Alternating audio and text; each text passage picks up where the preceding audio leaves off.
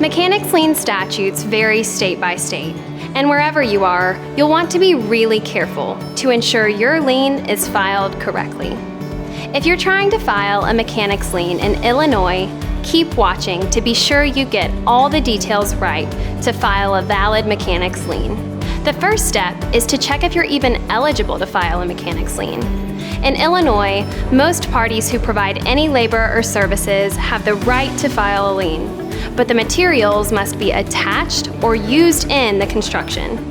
One more thing to note is that contractors on a single-family, owner-occupied residential project are required to provide a written, sworn statement to the owner, listing all the subs and suppliers and how much is owed to each, whether the owner requested it or not. Forgetting to do this will result in loss of lien rights right off the bat. The next step is to secure your lien rights by sending the required notices. There may be 2, depending on the type of project. On every project, a notice of intent to lien is required before you can file your claim. Anyone who didn't contract directly with the owner must send this notice to preserve their right to lien. This notice needs to be sent by certified mail, with return receipt requested within 90 days of the last date of furnishing labor or materials to the project.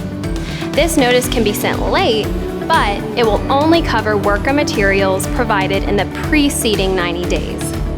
Another potentially required notice is the more traditional preliminary notice, but these are only required on single-family, owner-occupied residential projects. Again, anyone without a direct contract with the owner should serve this notice within 60 days of starting work. Don't forget, you'll still need to send a notice of intent to lien also. On to step 3, preparing the actual mechanics lien document. In Illinois, there are 3 separate forms, one for direct contractors, one for subs and suppliers, and one for those hired by a tenant. Be sure you choose the right one. If you need any of these forms, simply go to levelset.com to download free, customizable Illinois mechanics lien templates that have helped thousands of Illinois contractors and suppliers get paid. Once you have the right form, be sure to include all the following information: your information, the property owner's information, your hiring party's information, a description of labor, services, and materials provided, the amount claimed, some general information about your contract, the contract date and last date of furnishing, a property description, and your notarized signature. Once you've filled out the lien form properly, it's time to file. There are a few things to keep in mind when you do.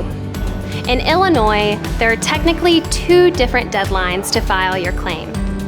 When you file will determine who the lien will be enforceable against. If the lien is filed within 4 months of completion of the overall project, then the lien will be enforceable against the owner and any subsequent purchasers of the property. On the other hand, to have an enforceable lien against the current property owner, it needs to be filed within 2 years of completion of the last lienable work to the project. Illinois mechanics liens need to be filed in the County Recorder of Deeds, where the property being liened is located. On levelset.com, we've put together a list of all the Illinois Recorder's offices and links to their website to simplify this process for you.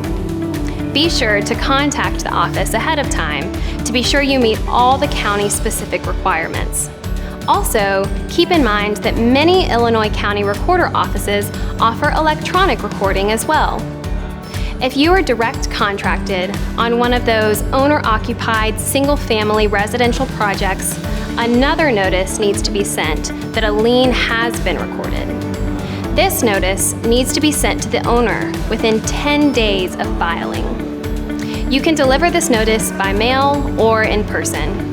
Sending this notice late won't make you lose your lien rights, but if the owner suffered any kind of damage before the notice is given, that amount will be subtracted from your lien claim. If you followed through with all these steps, congratulations. You've successfully filed your mechanics lien claim, but you're not done yet. An Illinois mechanics lien is only valid for 2 years. Before your lien expires, make sure you either initiate a foreclosure action or release the lien if you get paid.